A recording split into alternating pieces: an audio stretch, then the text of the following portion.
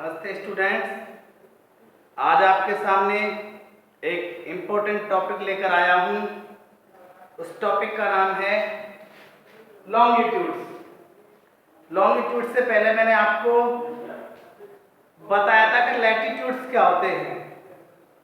Latitudes के बारे में थोड़ा सा रिपीट कर देता हूँ कि मैंने ग्लोब का फिगर बनाया था। उस ग्लोब में मैंने कुछ लाइन बनाई थी, ऐसे जो पैरेलल लाइन थी, जो east to west to east run करती हैं, उनको हम लैटिट्यूड कहते थे।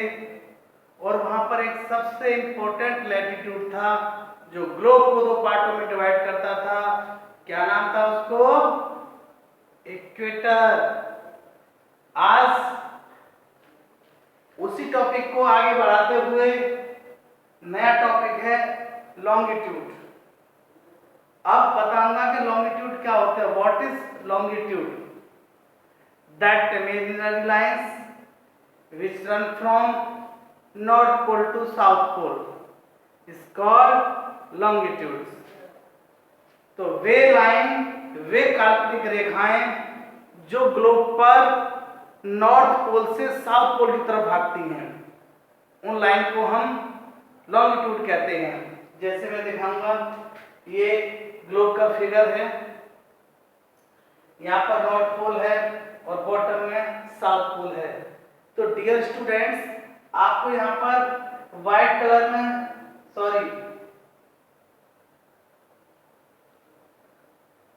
स्काई ब्लू कलर में आपको कुछ लाइन दिखाई दे रही होंगी जो north pole to south pole run कर रही हैं।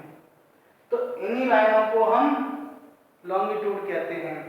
और जो व्हाइट कलर से लाइन शो की गई हैं, उनको हम लैटिट्यूड कहते हैं। दिखाई दे रहा होगा आपको यहाँ पर। तो ये ग्लोब को ये भी दो पार्ट में डिवाइड करता है, एक ईस्टर्न हेमिस्फीयर और एक वेस्टर्न हेमिस्फीयर। तो डियर स्टूडेंट, एक बार पुनः आपको रिपीट कराऊंगा कि वह सबसे बड़ा लॉन्गिट्यूड लैटिट्यूड जो ग्लोब को दो पार्टों में डिवाइड करता था, उसका नाम बताया था मैंने आपको, इक्वेटर। ऐसे ही वह काल्पनिक रेखा जो पोल्स टू पोल्स रन करती है और ग्लोब को दो हेमिस्फीयर में डिवाइड करती है। एक हेमिस्फीयर नॉर्दर्न हेमिस्फीयर कहलाएगा, एक हेमिस्फीयर ईस्टर्न हेमिस्फीयर कहलाएगा क्योंकि ईस्ट की तरफ है। ये हेमिस्फीयर वेस्टर्न हेमिस्फीयर कहलाएगा क्योंकि ये पश्चिम दिशा की तरफ है। तो प्रत्येक हेमिस्फीयर में 180 और 180 लॉन्गिट्यूड पाए जाते हैं। 180 प्लस 180 कुल मिला के 360 लॉन्गिट्यूड प्रेजेंट होते हैं ग्लोब के ऊपर। तो डियर स्टूडेंट, एक बार फिर देखेंगे आप फिगर को। जो ब्लू कलर में लाइन रन कर रही हैं, आप इनको बोलेंगे मेरिडियंस। इनका दूसरा नाम मेरिडियंस भी है क्योंकि ये line north pole to south pole run करती हैं। और एक इंपॉर्टेंट लाइन है जिसको हम प्राइम मेरिडियन के नाम से जानते हैं। किस नाम से? प्राइम मेरिडियन, या प्राइम मेरिडियन बोलेंगे या उसको बोलेंगे ग्रीनविच, क्योंकि यह लाइन लंदन शहर में ग्रीनविच के पास से गुजरती है, इसलिए हम उसको ग्रीनविच के नाम से भी जानते हैं और इसका नाम प्राइम मेरिडियन भी है। तो इस प्राइम मेरिडियन से समय का निर्धारण होता है।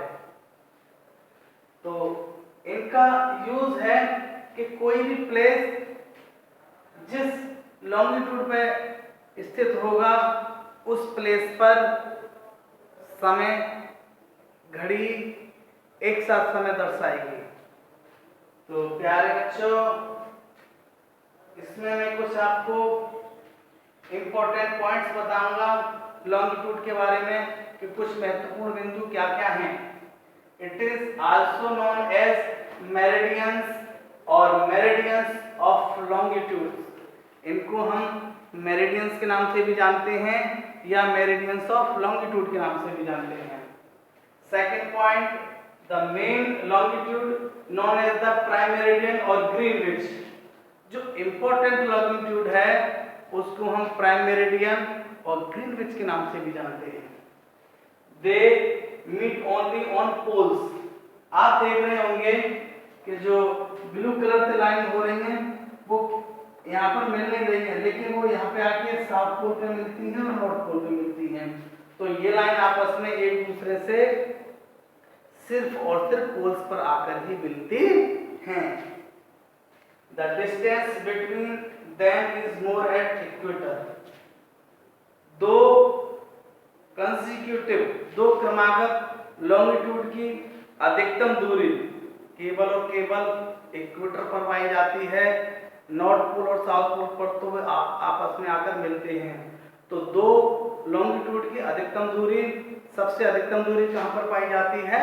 इक्वेटर पे। आप देखेंगे इक्वेटर है तो ये एक लॉन्गिट्यूड और ये एक लॉन्गिट्यूड, तो इसकी महत्तम दूरी, अधिकतम दूरी इक्वेटर पे ही पाई जाती है। अगर आप इक्वेटर से ऊपर चलेंगे तो इनके बीच की डिस्टेंस कम होती जाती है और नॉर्थ पोल पे आके आपस में मिल जाएंगे। उसी तरीके से यदि आप साउथ की तरफ चलेंगे तो दूरी घटती जाएगी और साउथ पोल पे आके मिल जाएंगे। There are 360 longitudes on the globe। तो ग्लोब पर मैंने टोटल कितने लॉन्गिट्यूड बताए हैं? 360। और लैटिट्यूड कितने बताए थे? 181। तो डियर स्टूडेंट, इस वीडियो को आप बार बार देखना और अपनी कमेंट के माध्यम से मुझे बताया करें कि टॉपिक आपकी समझ में आ रहा है कि नहीं आ रहा। यदि टॉपिक समझ में नहीं आ रहा है तो मैं और बेटर करने की कोशिश करूंगा ताकि आपकी समझ में आ जाए। आशा करता हूं, उम्मीद करता हूं ये टॉपिक आपकी समझ में आएगा। यदि यह टॉपिक आपकी समझ में नहीं आता है तो आप मुझे कमेंट्स के माध्यम से उन्हें सूचित करें। मैं फिर आपको दोबारा से इस चैप्टर को एक्सप्लेन करूंगा। Thank you, have a nice day.